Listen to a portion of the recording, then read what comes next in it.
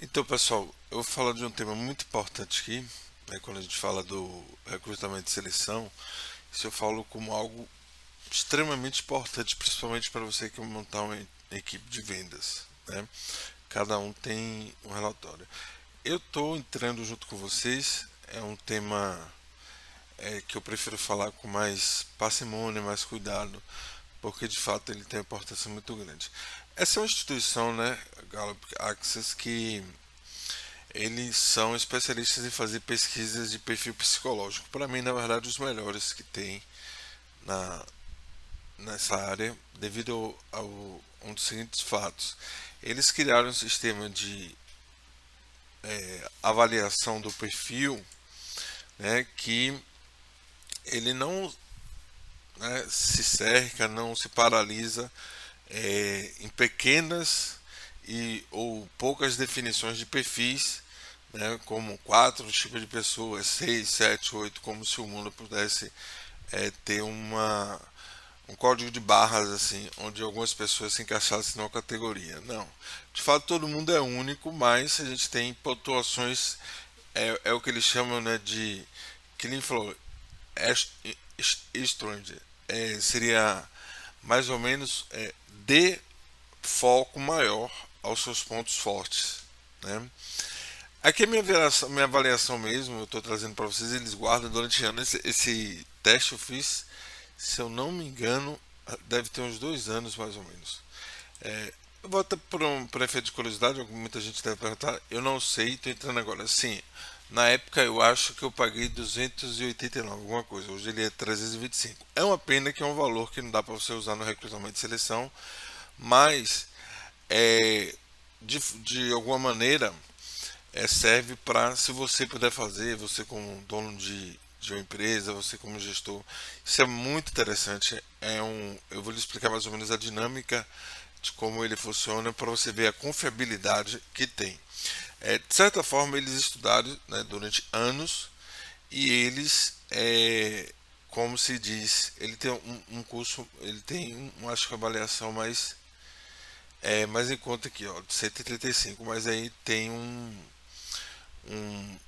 valor, tem uma extensão menor de avaliação de tudo. Aqui para você ter ideia, né, ele tem aqui meus relatórios, um resumo aqui dos meus pontos fortes, por exemplo, o maior que eu tenho tá em harmonia. Não, o primeiro, desculpe. O primeiro é estudioso. Aqui são. Eu tenho uma predominância no pronto estratégico, né? Tem pessoas que têm uma capacidade de vender, de comunicação maior. É, ele tem na parte de relacionamentos, certo? E é, tem uma pessoa que tem uma capacidade mais de liderança, né? De comando, né? Ele está aqui dentro da influência. Embora ele tenha esses, isso não é uma classificação de, digamos assim, de você é dessa forma, não. Aqui ele está na verdade separando em alguns pontos para que você possa ter uma ideia de onde esse ponto forte ele se categoria, ele tem uma primeira assim, digamos assim, categorização, né? Mas, por exemplo, uma pessoa que tem um ponto forte muito grande em responsabilidade, ele pode servir, né, para a área, por exemplo, de pensamento estratégico. Então, como é que funciona essa avaliação?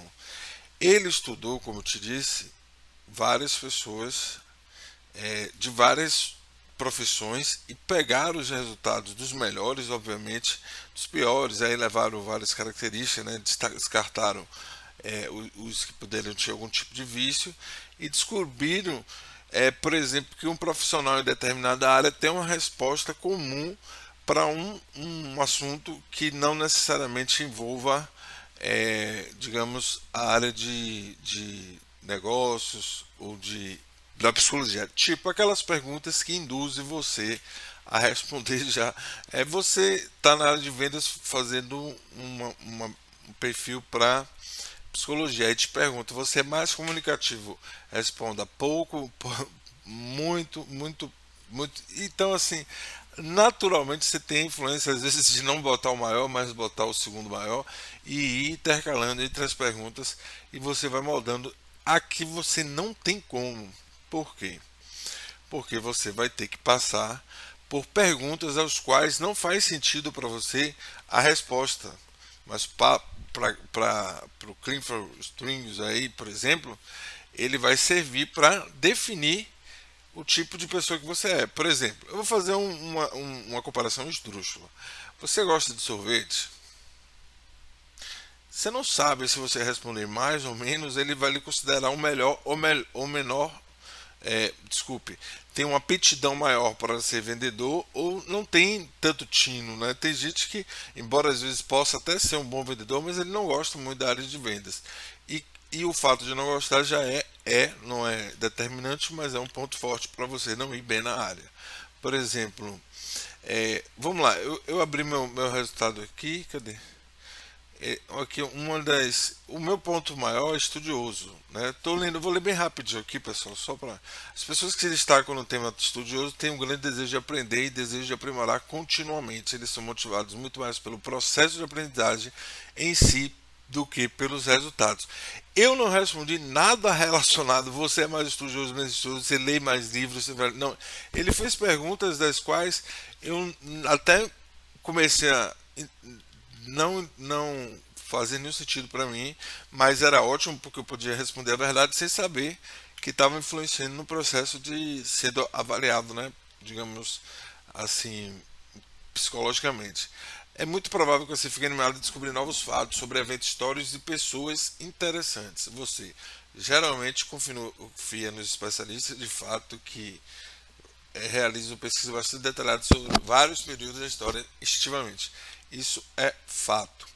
Você isola automaticamente os elementos básicos de um projeto intrigante, com certeza, os recursos fundamentais de um projeto fascinante e os principais fatos sobre um novo conceito. E isso é o que eu queria que o pessoal debatesse mais e trace, fizesse parte do grupo e não fosse um grupo, você está postando. Hoje a gente tem um grupo lá no site da Mtrut. Não ficar postando, mudou o trabalho tal, comissão, e lista. Não, é discutir, por exemplo, conceitos de técnicos, de resultados práticos e diversos momentos, né, e aspectos do crédito consignado. Desde questões históricas, a questões de como eu posso estar atuando hoje da melhor forma possível em determinada área, né? Quais são os temas que geram um certo, como é que eu diria, uma crítica, né? E trabalhar, a galera conversar e desenvolver esse tema. Quando você está interessado em algo, tem de dar mais atenção. Eu não vou ler, né, sobre todo porque ele tem. Aqui não tem tantas páginas, mas são vários relatórios. Por exemplo, esse daqui mesmo, ele é muito legal.